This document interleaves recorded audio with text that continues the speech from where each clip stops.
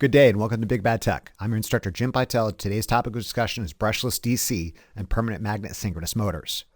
Our objective is to introduce brushless DC and permanent magnet synchronous motors and discuss their construction and theory of operation. Additionally, we'll examine some of the power electronics hardware used to direct the operation of these types of motors on an introductory level. Special emphasis needs to be placed on the term introductory, since we'll not be discussing closed-loop control of these devices in this particular lecture in anything but the vaguest of details. This might be great news for those of you that have an adversarial relationship with math.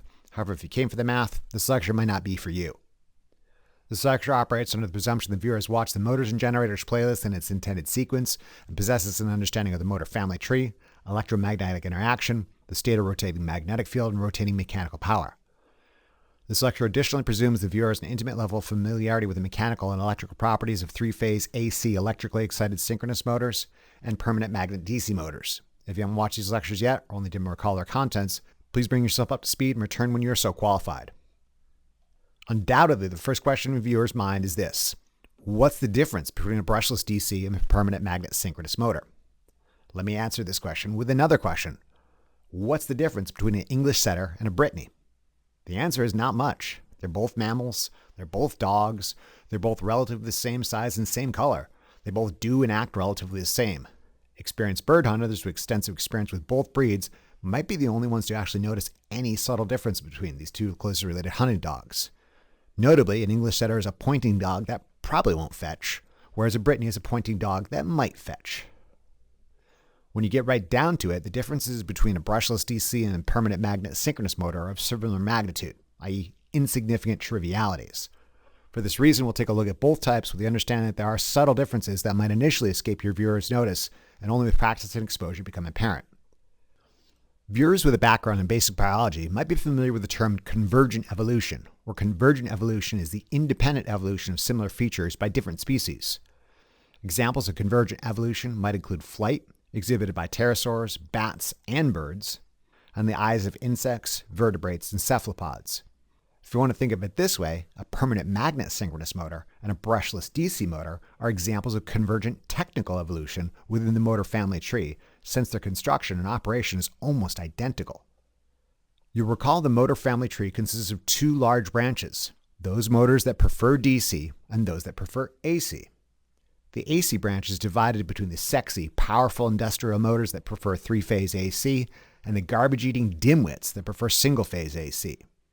The three-phase AC branch is further subdivided into two sub-branches: induction motors that exhibit a torque-dependent shift between rotational speed of the rotor and the synchronous speed of the stator, and synchronous motors whose rotational speed matches or is synchronized with the synchronous speed of the stator inside their operational range. Both styles of three-phase AC motors, induction and synchronous, use a rotating magnetic field in the stator and can reverse rotational direction by swapping any two applied phase sequences. We spent some time exploring the mechanical and electrical characteristics of squirrel cage induction motors, wound rotor induction motors, and electrically excited synchronous motors in previous lectures. Of interest to this particular lecture, you'll recall an electrically excited synchronous motor features a coil of wire in the rotor core called the field between F1 and F2. When the field is energized by an external DC source known as a DC exciter, it establishes an electromagnet. Once established, the rotor electromagnet locks in with the stator rotating magnetic field and follows it around and around, matching the synchronous speed of the stator inside its operational range. Several characteristics define electrically excited synchronous motors. 1. Connection of a stationary DC exciter to a rotating rotor necessitates slip rings and brushes. These mechanical components are not maintenance-free and can wear out over time. Additionally, slip rings, brushes, and the external DC exciter contribute to inefficiencies, especially at extremely high speeds. 2. Varying the DC exciter magnitude changes the rotor field current and thus the mechanical and electrical characteristics of the electrically excited synchronous motor while in operation. Viewers will recall rotor field current is roughly proportional to pull-out torque, the point when a synchronous motor loses synchronization. Additionally, varying the rotor field current while in operation varies the reactive power requirements of the motor, such that underexcitation causes the motor to consume reactive power, as would an inductive load, and overexcitation causes the motor to supply reactive power, as would a capacitive load. This additionally implies rotor field current can be so adjusted such that it neither consumes nor supplies reactive power, line current reaches a minimum and exhibits unity power factor, where line current reaches a minimum as in phase with supply voltage. 3. Electrically excited synchronous motors necessitate slightly more complicated starting mechanisms than a comparatively simpler induction motor, principally because upon closure of a full voltage or direct online starter, the stator rotating magnetic field is instantaneously established at full speed, whereas the rotor has a degree of static inertia and may take some time to come up to speed. For this reason, electrically excited synchronous motors employ several different starting techniques, serving to either accelerate the rotor or slow down the stator. To accelerate the rotor to near synchronous speeds before energizing the rotor field winding, an electrically excited synchronous motor can use an accessory mechanical or electrical device like a pony motor or a set of amortisseur windings which act like an induction-style squirrel cage. To slow down the stator, in contrast, an electrically excited synchronous motor can use a motor drive which slowly ramps up excitation speed to the desired rotational speed. 4. Lastly, the rotor of an electrically excited synchronous motor can be turned off. By de-energizing the DC exciter, the rotor electromagnet is similarly de-energized, besides a small bit of residual or remaining magnetism. Keep these 4 characteristics in mind when we return to discuss the permanent magnet synchronous motor in a moment. Keep in mind the term permanent. This implies a permanent magnet can't be turned off nor varied in intensity. Let's now climb back down the motor family tree to its base and back up the DC branch. You recall the different branches of the DC motor family are defined by the construction and electrical relationship of the stationary field winding and the rotating armature winding. As implied by its title, a permanent magnet DC motor has a permanent magnet field winding and an electrically excited armature. Separately excited DC motors use one source for the field and another source for the armature. Shunt-wound DC motors have a field winding in parallel with the armature winding. A series-wound DC motor has a field winding in series with the armature winding. And finally, a compound-wound motor has both a shunt and series field winding in one of 2 different series parallel configurations with the armature winding. These various configurations of DC motors lend themselves to different mechanical and electrical characteristics we'll explore in other lectures. Of note to this lecture, the rotational direction of traditional DC motors is reversed by swapping the voltage polarity of either the field or the armature winding, not both. Customarily, the polarity of the field is kept constant, and one reverses the rotational direction by changing the voltage polarity of the armature. Central to the operation of these traditional styles of DC motors are the commutator and brushes, mechanical components that link a stationary DC source to the rotating armature. The commutator and brushes repeatedly break connection with one set of armature windings and reestablish a connection with another, such that the field and armature magnetic fields are continuously misaligned and the armature continues to rotate towards realignment. As with brushes and slip rings on an electrically excited synchronous motor, the brushes and commutator on DC motors are not maintenance-free and can wear out over time and contribute to inefficiencies, especially at high speeds. Long story short, the frequent failure and inefficiency of these accessory mechanical components plague several branches of the motor family tree, DC and 3-phase AC. A common problem from opposite ends of the motor family tree lends itself to a common solution. From the 3-phase AC side, rather than using an external DC source and slip rings to establish an electromagnet on the rotor, a genuine permanent magnet rotor is employed. This is a permanent magnet synchronous motor. No need for an external DC exciter source. No slip rings, no brushes, permanent magnet on the rotor. For all intents and purposes, the stator is identical to 3-phase AC motors. Importantly, a permanent magnet synchronous motor uses a power electronics device known as an AC to AC converter to direct its operation.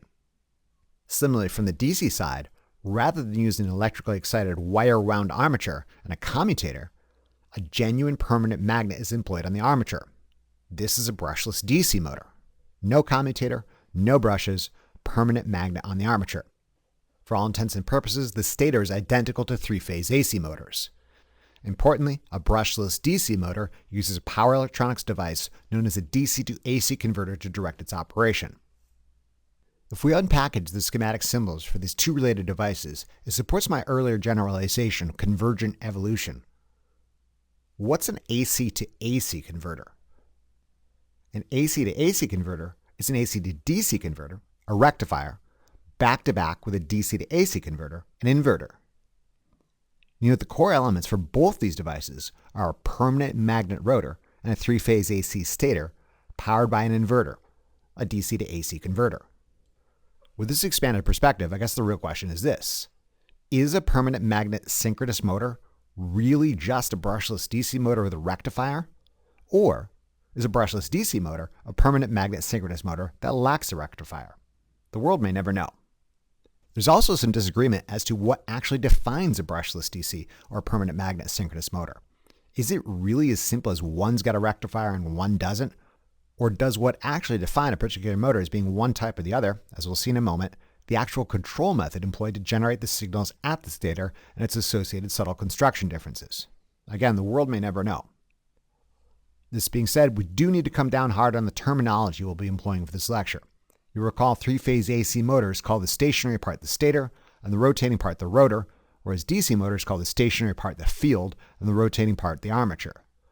Being a weird mix of three-phase AC and DC, there's convincing arguments for employing either naming convention. However, as an avowed superfan of three-phase AC motors, I tend to think in terms of stator and rotor, and will do so during this lecture series. But beware of technical documents or manufacturers employing equivalent terms field and armature. In summary, be flexible. Brushless DC and permanent magnet synchronous motors present certain advantages and disadvantages when compared to their related peers.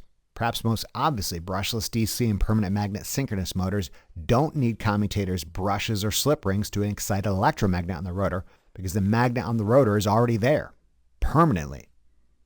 This means a brushless DC or permanent magnet synchronous motor might necessitate less maintenance, be less prone to failure, able to operate at higher rotational speeds, be easier to cool, easier to control, and importantly, more efficient than a comparable motor making use of slip rings or a commutator, brushes, and a DC exciter. Additionally, since these devices don't require all this accessory junk, they tend to be more compact and lighter weight than a similarly rated device employing electromagnets. This being said, brushless DC and permanent magnet synchronous motors tend to be more expensive than a similarly related device, accounting for the cost of the rare earth permanent magnets and the power electronic devices necessary for their operation. Additionally, the rotor permanent magnet, being permanent in nature, is also invariable and cannot be turned off. This means a permanent magnet synchronous motor doesn't have the degree of customization we observe with electrically excited synchronous motor with regard to pull-out torque and reactive power requirements. Regarding the physical construction of brushless DC and permanent magnet synchronous motors, there's two general methods of placing permanent magnets on the rotor: surface-mounted and embedded or interior magnets. As implied by their titles, a surface mount magnet is affixed to the outside of the rotor, whereas an interior mounted magnet is set inside a machine channel on the rotor. Surface mounted motors are cheaper to manufacture, but less robust than an interior mounted rotor. One could only imagine the destructive force of a surface mounted magnet coming loose at high speed. The stator of a brushless DC or permanent magnet synchronous motor is largely identical to the stators found in regular three-phase AC induction or synchronous machines, although subtle variations exist that favor one method of operation over another. As with regular three-phase AC induction and synchronous motors, there are stators wound such that their windings produce sinusoidal-shaped counter-electromotive force. There's also stators wound such that they produce trapezoidal-shaped counter-electromotive force. This goes back to the naming conundrum I referenced earlier. If we don't designate a motor's type based on whether it uses a DC source or an AC source or a rectifier, and instead concentrate on the mode of operation, there are valid reasons to suggest that a permanent magnet motor with surface-mounted magnets using trapezoidal windings and a control method favoring this style of construction is a brushless DC motor, whereas a permanent magnet motor with embedded magnets and sinusoidal windings and a control method favoring this style of construction is a permanent magnet synchronous motor, regardless of the nature of the source and whether it does or does not include a rectifier. Like I said, the world may never know, and we are certainly not going to settle the debate here. What we are going to do right here, right now, is take a look at an extremely simplified version of a DC to three-phase AC converter, or inverter, since these power electronics devices are central to the operation of both these devices. As implied by its title, a DC to three-phase AC converter, or inverter, takes DC input and changes it to three-phase AC output with variable magnitude and frequency. One way of modeling a simple DC to AC converter is as a DC source using a collection of 6 switches, Q1 through Q6. This model, by the way, is a simplification. These switches are not electromechanical in nature, but rather semiconductor devices known as transistors, with no moving parts that can open and close astonishingly quickly. I should additionally note that alternate numbering formats are sometimes used to designate a specific switch. Note my numbering sequence goes 1, 2, 3 for the top positive switches, 4, 5, 6 for the bottom negative switches, left to right, top to bottom, as normal people read a normal book. As an extreme simplification, a transistor closes as would an extremely fast electromechanical switch when it receives a specific control voltage value, and opens just as fast when that control voltage is not applied. Consider the stator windings U, V, and W of a brushless DC motor wired in Y configuration, such that windings U and V are between converter outputs A and B. Windings V and W are between outputs B and C. And finally, windings W and U are between outputs C and A. Given this arrangement, consider this 6-stage sequence of operation as the 6 switches sequentially change states such that only 2 are simultaneously closed at any time. When Q1 and Q5 are closed, DC voltage is applied across windings U to V, positive to negative, such that current travels into U and out of V. In a balanced configuration, windings U, V, and W present identical impedance, such that a pair of energized windings each drops half the applied voltage. Only in the case of winding V, since current is coming out of it, it does so with negative polarity. During this stage, no voltage appears across winding W. When Q1 and Q6 are closed, DC voltage is applied across windings U and W, positive to negative, such that current travels into U and out of W. Winding U drops half the applied voltage, as does winding W, only it does so with negative polarity. During this stage, no voltage appears across winding V. When Q2 and Q6 are closed, DC voltage is applied across windings V and W, positive to negative, such that current travels into V and out of W. Winding V drops half the applied voltage, as does W, only it does so with negative polarity. During this stage, no voltage appears across winding U. When Q2 and Q4 are closed, DC voltage is applied across windings V and U, positive to negative, such that current travels into V and out of U. Winding V drops half the applied voltage, as does U, only it does so with negative polarity. During this stage, no voltage appears across winding W. When Q3 and Q4 close, DC voltage is applied across windings W and U, positive to negative, such that current travels into W and out of U. Winding W drops half the applied voltage, as does U, only it does so with negative polarity.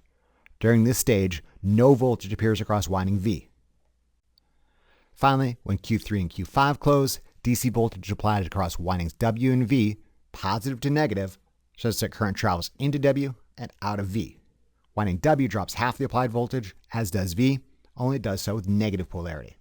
During this stage, no voltage appears across winding U. The sequence then repeats itself. You will note the resultant polarity of outputs U and V oscillates, and they do so such that they are offset from one another by a relative 120 degrees. 3 phases, 6 steps with a 120 degree relative phase shift. For this reason, this control method is called 3-phase, 6-step, 120 degree modulation. You wonder how they come up with these titles. Consider what happens when these waveforms are applied to a stator with one pole pair per phase physically displaced from one another by 120 degrees, or if you prefer, 2 poles per phase or in at 60 degree increments. Let's watch this 6-step sequence in action. Step 1. Positive U, negative V. The 2 magnetic fields combine and establishes a unified magnetic field oriented at around 330 degrees. Step 2. Positive U, negative W. The stator establishes a unified magnetic field oriented at around 30 degrees. Step 3. Positive V, negative W. The stator establishes a unified magnetic field oriented at around 90 degrees. Step 4. Negative U, positive V. The stator establishes a unified magnetic field oriented at around 150 degrees. Step 5. Negative U, positive W. The stator establishes a unified magnetic field oriented at around 210 degrees. Finally, step 6. Negative V, positive W. The stator establishes a unified magnetic field oriented at around 270 degrees.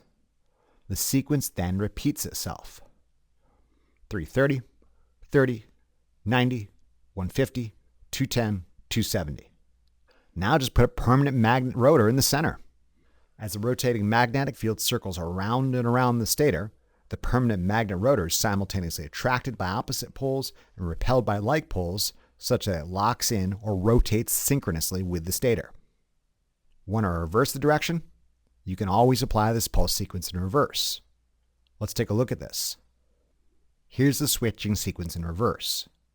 When Q3 and Q5, they establish negative voltage at V and positive voltage at W. The stator establishes a unified magnetic field oriented around 270 degrees. When Q3 and Q4 close, it establishes negative voltage at U and positive voltage at W.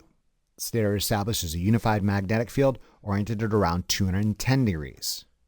When Q2 and Q4 closes, it establishes negative voltage at U and positive voltage at V. The stator establishes a unified magnetic field oriented at around 150 degrees. When Q2 and Q6 closes, it establishes positive voltage at V and negative voltage at W. The stator establishes a unified magnetic field oriented at around 90 degrees. The closure of Q1 and Q6 establishes positive voltage at U and negative voltage at W. The stator establishes a unified magnetic field at around 30 degrees. Finally, the closure of Q1 and Q5 establishes positive voltage at U and negative voltage at V. The stator establishes a unified magnetic field oriented at around 330 degrees. The sequence then repeats itself. See what happened? The stator rotating magnetic field continued to rotate, only it did so in the opposite direction. Perhaps the obvious implication of this fact is comparing and contrasting how one reverses the rotational direction of a traditional DC motor. Viewers will recall one reverses the rotational direction of a traditional DC motor by swapping the polarity applied to the armature. This configuration, in contrast, uses a DC source of fixed polarity, and instead of swapping polarity, the power electronics components simply change the switching sequence, thus the rotational direction of the stator magnetic field. This is essentially equivalent to swapping two of the applied phase sequences for a three-phase AC motor. If we continue examining the rotating magnetic field of the stator, we can find other similarities with three-phase AC. What if we wanted to speed this rotor up? We could open and close the switches faster. This would be equivalent to increasing the excitation frequency, thus the synchronous speed for a three-phase AC motor. What if we want to slow this rotor down? We could open and close the switches slower. This would be equivalent to decreasing the excitation frequency, thus the synchronous speed for a three-phase AC motor. Simple, right? Not really. This is the simplest of simplifications that I'll soon expand upon, but it gets the general point across. One of the upfront problems with this simplification is inductance. Motor windings aren't purely resistive in nature, but rather a mix of resistive and inductive components, and also include rotational speed-dependent counter-electromotive force opposing applied voltage.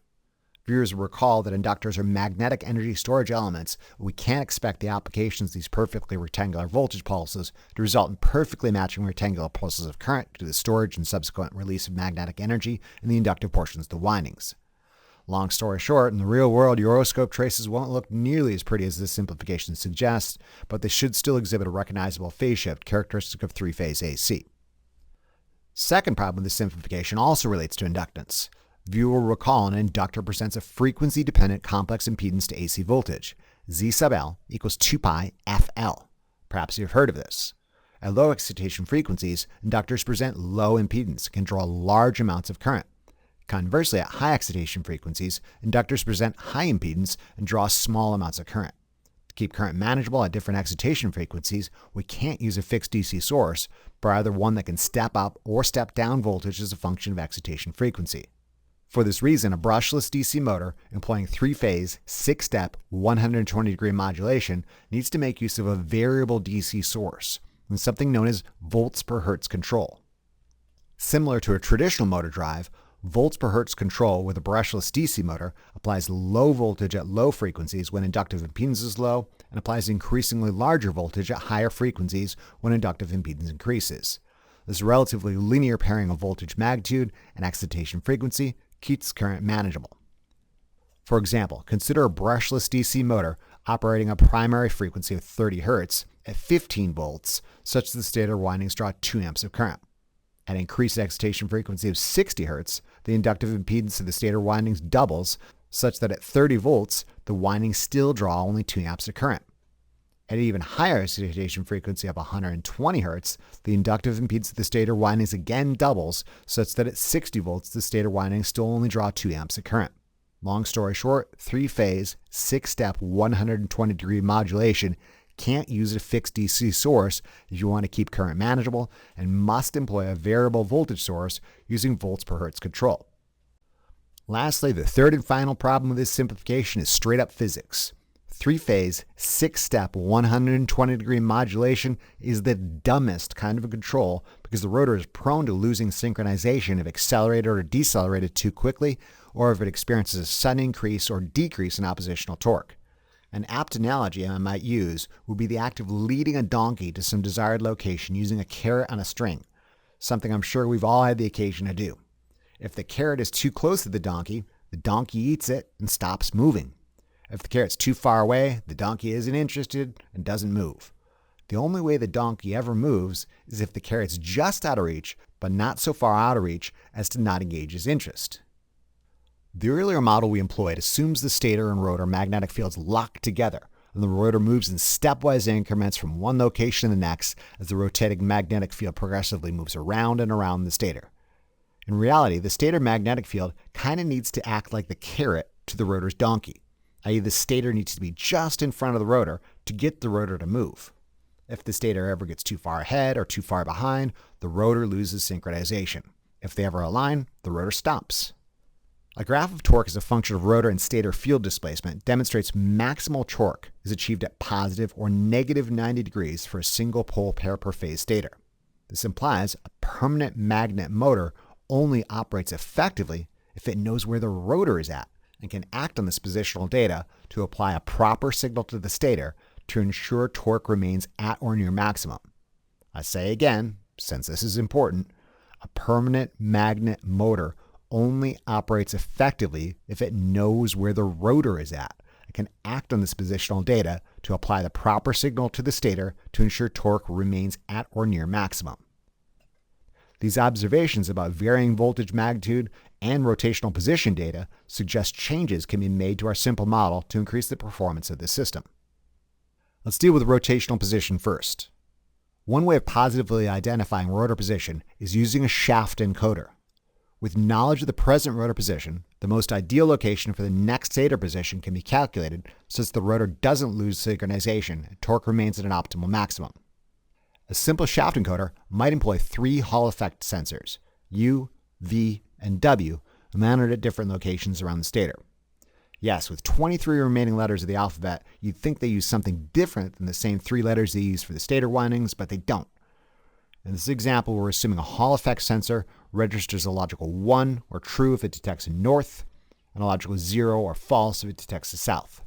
The logical status of these sensors give coarse positional data within a range of 6 60-degree segments. More sophisticated, higher resolution implementations would divide the rotor into smaller angular segments. With the rotor pointed straight up and down, U registers 0, V registers 0, and W registers 1, making this position from 330 degrees to 30 degrees, UVW 001. For those with the background in digital systems, you'll note it is simply by sheer coincidence that binary number 001 happens to equal the decimal number 1. This is not true for the remaining steps. If the rotor is between 30 degrees and 90 degrees, none of the sensors detect north, making this position UVW 000. Let's call this step 2. If the rotor is between 90 and 150, the sensors register this position as UVW 100. Let's call this step 3. If the rotor is between 150 and 210, the sensors register this as position UVW 110. Let's call this step 4. If the rotor is between 210 degrees and 270 degrees, the sensors register this position as UVW 111. Let's call this step 5. And finally, if the rotor is between 270 degrees and 330 degrees, the sensors register this as position UVW 011. Let's call this step 6. In summary, clockwise rotation of the rotor from top dead center at 001 yields the following sequence of positional data for UVW from step 1 to 6.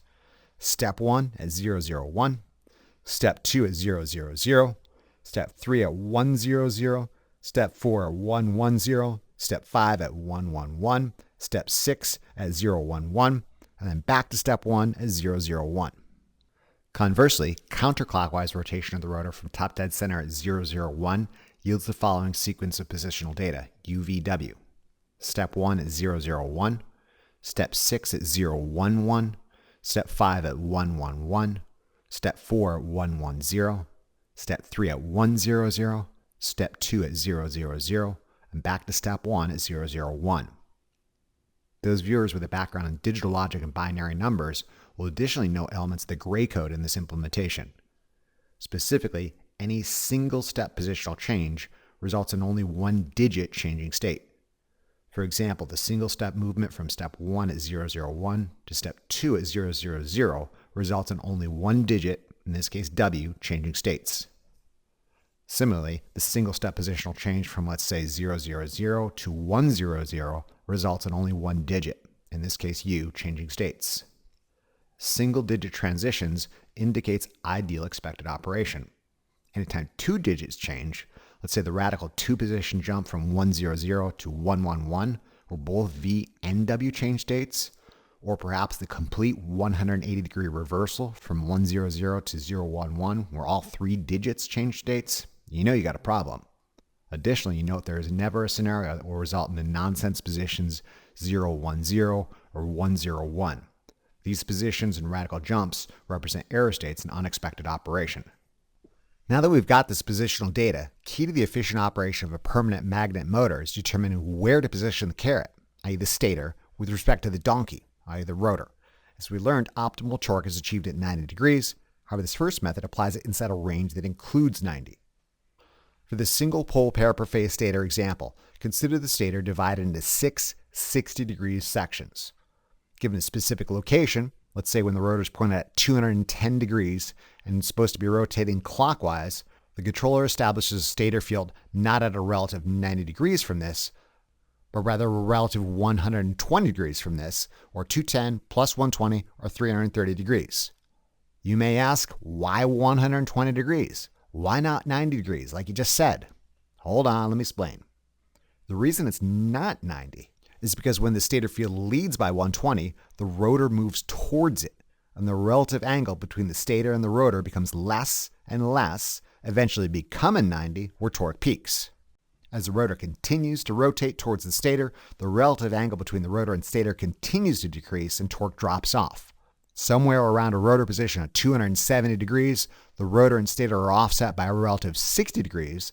The shaft encoder recognizes the full 60-degree positional change, and the control system de-energizes the stator magnetic field at 330 degrees and re-energizes it at 30 degrees, i.e. 120 relative degrees from the present position of 270 degrees. The rotor continues to turn in the clockwise direction. That relative angle goes from 120 through 90 to 60 degrees, and once the rotor reaches 330 degrees, the shaft encoder recognizes the full 60-degree positional change, the controller de-energizes the stator at 30 degrees, and the stator poles at 90 degrees are energized, and the sequence repeats itself. I'd keep drawing this, but I ran out of room, and hopefully you get the picture. If you want to think of it this way, the carrot, rather than stand at fixed optimal distance from the donkey, instead waves back and forth through the optimal range, relative 120 to relative 90 to relative 60, then it's pushed back out to 120 degrees again, the sequence repeats itself. Keeping the stator inside that relative range from 120 to 60 degrees yields what's known as torque ripple. Long story short, including positional data about the rotor in the control scheme ensures torque remains near optimal and the rotor has less of a possibility of losing synchronization. As an extreme simplification of the control system, one can think of the controller evaluating an if-then scenario and feeding this information back to the inverter. If the rotor is presently in step 1 and in clockwise mode, the optimal stator position is step 3, and the inverter applies step 3. If the rotor moves to step 2 and is still in clockwise mode, the optimal stator position is step 4, and the inverter applies step 4, and so on. I'll come back to revisit this if-then evaluation in a moment, because it has far more implications than you might initially suspect. Lastly, I should mention there exist sensorless control schemes that, rather than using a shaft encoder as illustrated, Instead, use the counter-electromotive force generated in the windings, I mentioned earlier, as an equivalent means of measuring rotor position. This is a bit of a misnomer since a sensorless system still necessitates voltage and current sensors in the stator. However, this method does free the system from having to use positional sensors, and the task of you replacing these expensive, fragile sensors not if, but rather when they break or fail. Moving on, let's now discuss voltage magnitude. As we discussed earlier, the frequency-dependent inductive reactance of the stator windings necessitates lower voltage be applied at lower excitation frequencies and higher voltage be applied at higher excitation frequencies to keep current manageable. One solution to this is to use a variable magnitude DC source with volts per hertz control as previously discussed. Low voltage at low excitation frequencies, high voltage at high excitation frequencies, problem solved. Another way would be use a fixed AC source and a three-phase thyristor rectifier that can produce variable DC from fixed AC. As previously, low voltage at low excitation frequencies, high voltage at high excitation frequencies, problem solved.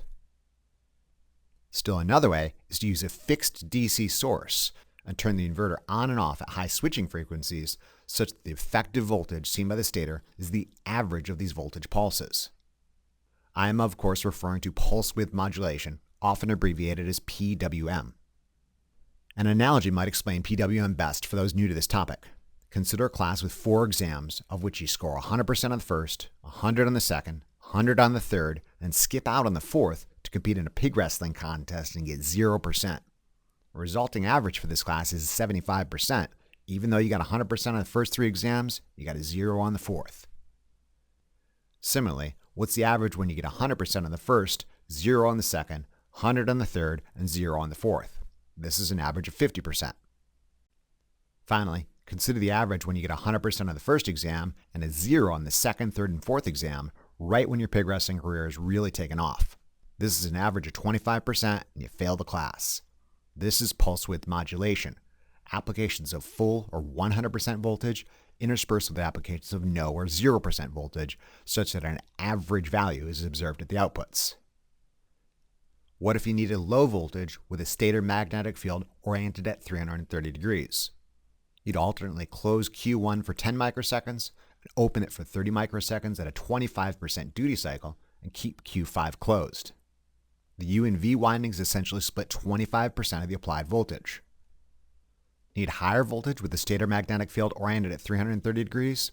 Alternately close Q1 for 20 microseconds and open it for 20 microseconds at a 50% duty cycle and keep Q5 closed. The U and V windings essentially split 50% of the applied voltage.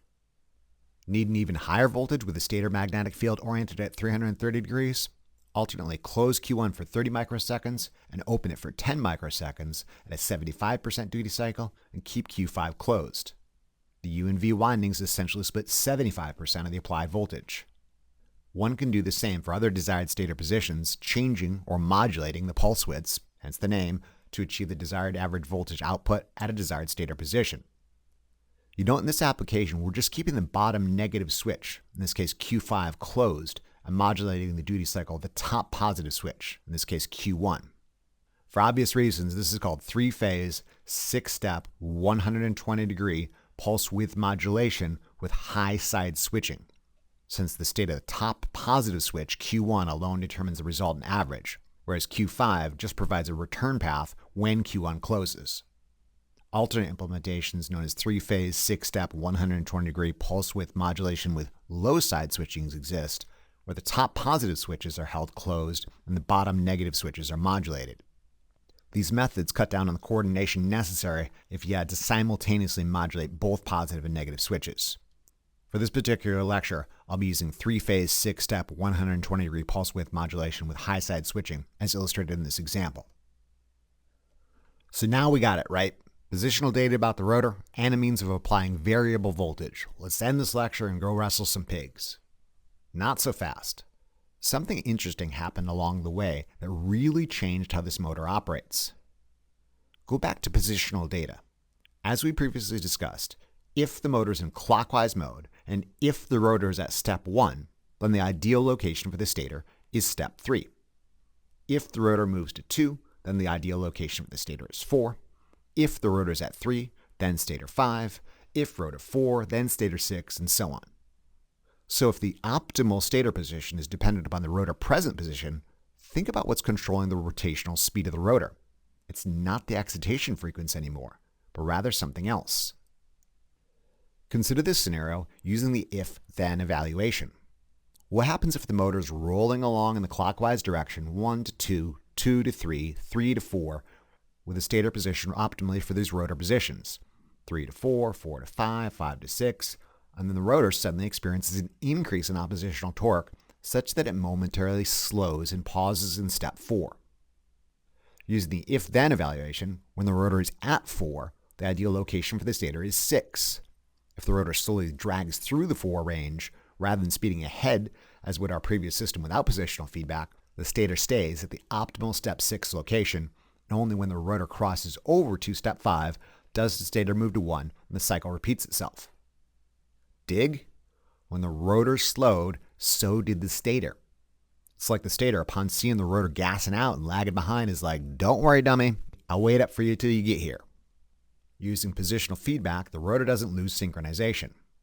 This being said, lacking speed control, as torque increases, the rotor slows down. That makes sense. The if-then evaluation also works if the rotor experiences a sudden decrease in oppositional torque and starts moving faster. If it's 1, then 2, then 3, then suddenly 4, 5, 6, because the load drops off, the inverter's like, oh, now you want to speed up. Let's speed up. And applies the optimal stator positions 3, 4, 5, 6, 1, 2, again so the rotor doesn't lose synchronization. This being said, lacking speed control, as torque decreases, the rotor speeds up. Again, makes sense. But wait, that's not all. This is the point in the lecture where I need you to take a leap of faith. Not quite the leap we all had to take in Superior Spider-Man when it turns out Dr. Octopus was inside Peter Parker's body for more than 30 issues. That still blows my mind. But a leap nonetheless. So, if as we demonstrated, the next stator position is dependent on the rotor present position, this means excitation frequency and thus rotational speed is tied back to present position. What property is actually controlling speed? Think about what might slow the rotor down or speed it up. Of course, referring to torque. Recall our first example when the rotor is rolling along in the clockwise direction 1 to 2, 2 to 3, 3 to 4, and it starts dragging its feet in 4 because there's an increase in oppositional torque. How could one overcome oppositional torque? Perhaps by increasing output torque. Output torque, as you recall, is a current-dependent phenomenon. More current yields more resultant torque. What increases current? Perhaps you're acquainted with Ohm's law, which demonstrates increased voltage yields increased current, which yields increased torque. When torque increases, the rotor moves to the next position with greater ease. Take a moment for the implications of this to sink in.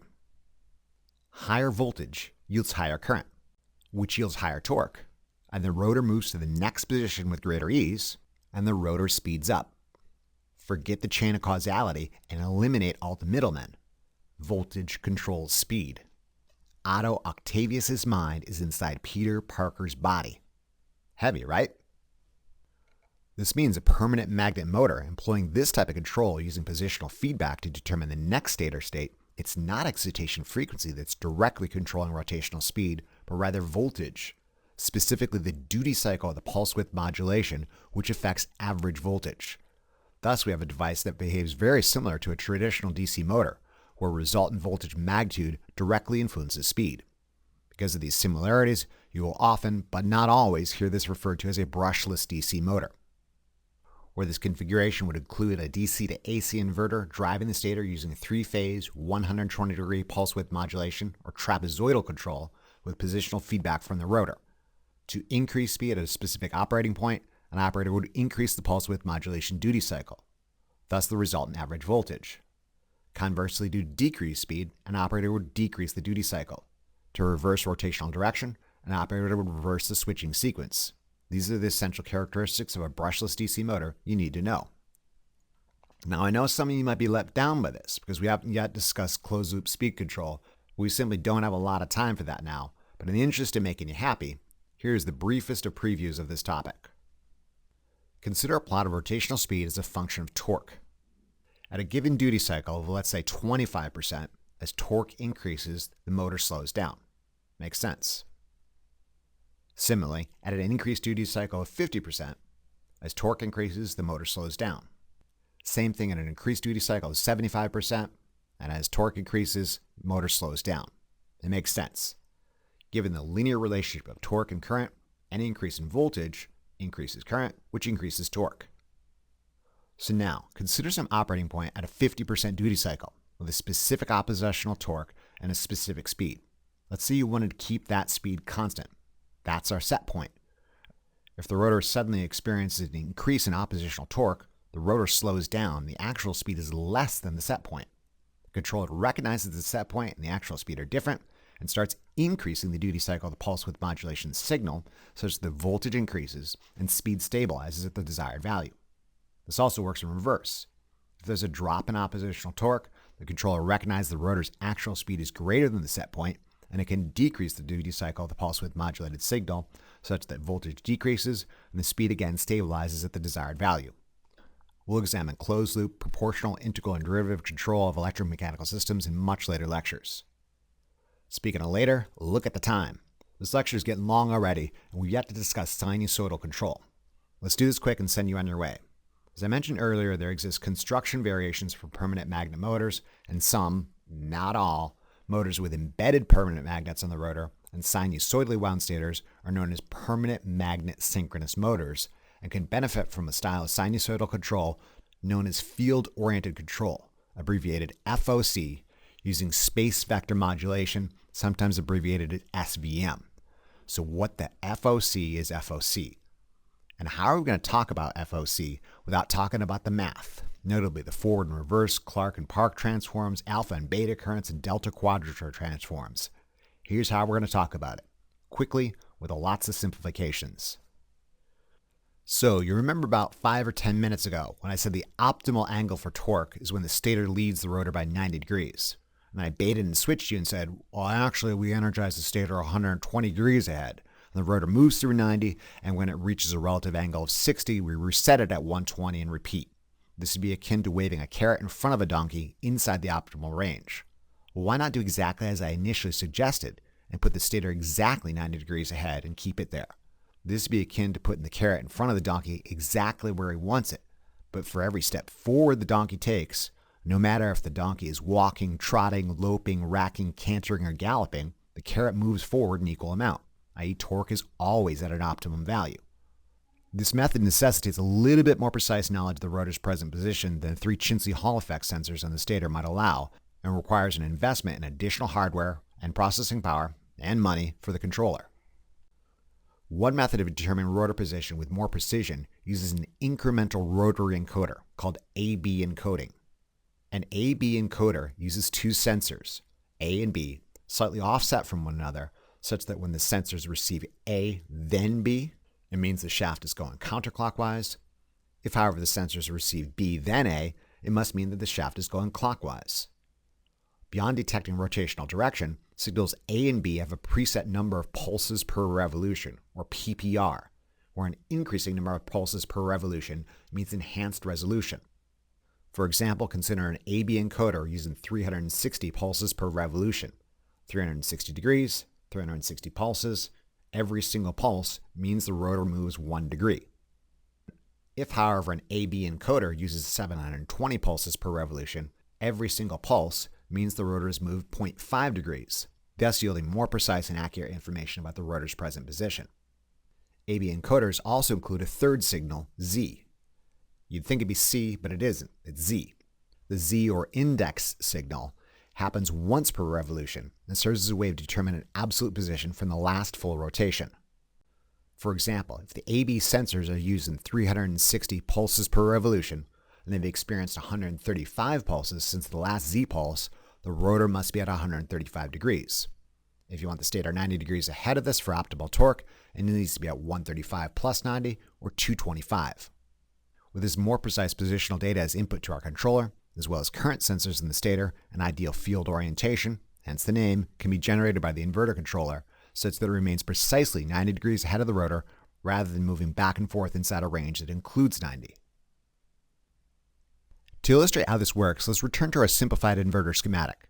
Beyond three-phase, six-step, 120-degree pulse width modulation with positional feedback we previously discussed, there exist other switching mechanisms that yield different outputs. Consider 180-degree modulation, where not two switches, but three inside our inverter are closed at any given time.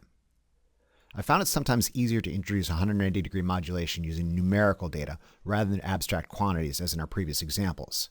Consider a 24-volt DC source and a permanent magnet synchronous motor where the three Y-configured windings are modeled as identical 8-ohm impedances. Consider the applied voltages across windings U, V, and W when top positive switch Q1 is closed and bottom negative switches Q5 and Q6 are closed. This essentially places V and W in parallel with one another. Given their identical 8-ohm impedances, this parallel pair presents 4 ohms of impedance. This is in series with winding U's 8-ohm impedance for a total impedance of 12 ohms.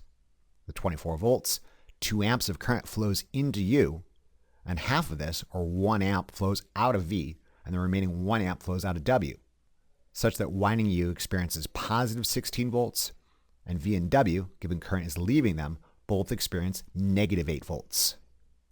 This particular switching state is known as PNN, meaning the positive switch in the first column is closed, and the negative switches in columns 2 and 3 are closed.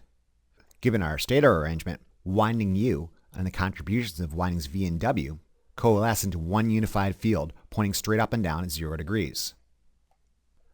The next state is PPN, meaning the top positive switches Q1 and Q2 close, and the bottom negative switch Q6 closes. This places windings U and V in parallel with one another and in series with W for a total impedance of 12 ohms. The 24-volt DC source forces 1 amp each into U and V, and the summation of 2 amps leaves W. Both U and V experience positive 8-volt drops, and W, given current is leaving it, experiences the remaining negative 16 volts. The magnetic fields of U, V, and W coalesce into one unified field pointing at roughly 60 degrees. I'll save you the trouble of reading off the 4 remaining switch states: NPN, NPP, NNP, and PNP, and get straight to the point. The outputs of U, V, and W using 180-degree modulation have a much more sine-like quality to them than our previously discussed 120-degree modulation.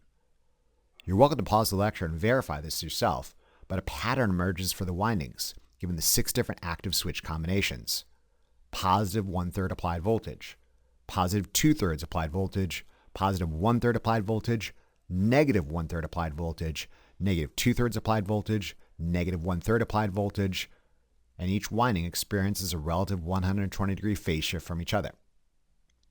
Each of these switch states results in a particular spatial orientation of the magnetic field inside the stator that looks something like this.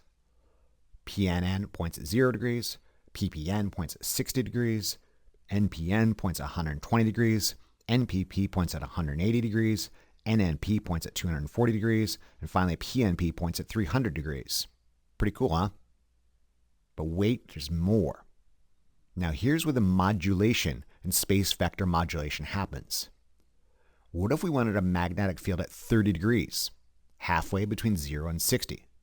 Well, why not use a pulse width modulation signal that applies PPN for 50% of the time and PNN for the remaining 50%? You're essentially equally flip-flopping back and forth or modulating between the 2 nearest spatial vectors, hence the name. If this is gin, this is juice, this is gin and juice. What if you want something closer to 60?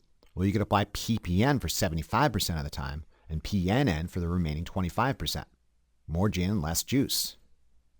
Similarly, what if you wanted something even closer to 60? Well, you could apply PPN for 90% of the time and PNN for the remaining 10%. Even more gin and still less juice. Ultimately, by toggling back and forth between the 2 nearest spatial vectors at a duty cycle proportional to their influence, one can create a continuously variant rotating magnetic field that approximates an analog sinusoidal quantity with an astonishing degree of fidelity, especially when done so at high rates of switching frequency. I say again, we can create a continuously variant rotating magnetic field. Importantly, using positional feedback from the more precise incremental encoder, this rotating magnetic field is always perfectly 90 degrees ahead in motor mode, or negative 90 degrees behind in generator mode. thus ensuring torque remains optimal. Even more features of field-oriented control and space vector modulation await your discovery. In addition to orientation, we can also modulate the modulations, if you will, to produce differing magnitude field strengths at different spatial locations. What if you wanted a reduced field midway between NPN and NPP? You could apply NPP for 33% of the time, NPN for 33% of the time, and nothing for 33% of the time. This nothing or null state, depending upon implementation, might be known as PPP, where all the positive switches close, or NNN, where all the bottom switches are closed. By increasing the ratio of the null state in proportion to the two nearest vectors, we can decrease stator field strength. Conversely, by decreasing the ratio of the null state in proportion to the two nearest spatial vectors, we can increase stator field strength. This is field-oriented control using space vector modulation, and this is truly as far as we're going to get today. Like I said, there's a lot of math involved in the precise control of speed, torque, and or position of brushless DC and permanent magnet synchronous motors, in addition to all the details about power electronics devices central to the inverter that we skipped over, not to mention generator mode, regenerative braking, and field weakening, which enables a permanent magnet motor to operate at elevated speeds. This being said, I think we did a pretty good job at explaining at least the basics on an introductory level and didn't get lost in the blackberries. We'll examine these and other topics and applications and hardware and math in greater detail in later lectures. Until then, that's all I got for you today. In conclusion, this lecture discussed the construction and theory of operation of brushless DC and permanent magnet synchronous motors. Additionally, we looked at the power electronics devices essential to their operation, and those accessory devices like shaft encoders and incremental rotary encoders that can form feedback loops to ensure the rotor remains synchronized with the stator despite changes in torque, and control patterns such that torque remains optimal. Remember to review these concepts as often as you need to really drive it home. Imagine how well lab will go if you know what you're doing. Thank you very much for your attention and interest. We'll see you again during the next lecture of our series. Remember to tell your Lazy Lab partner about this resource, and be sure to check out the Big Bad Tech channel for additional resources and updates.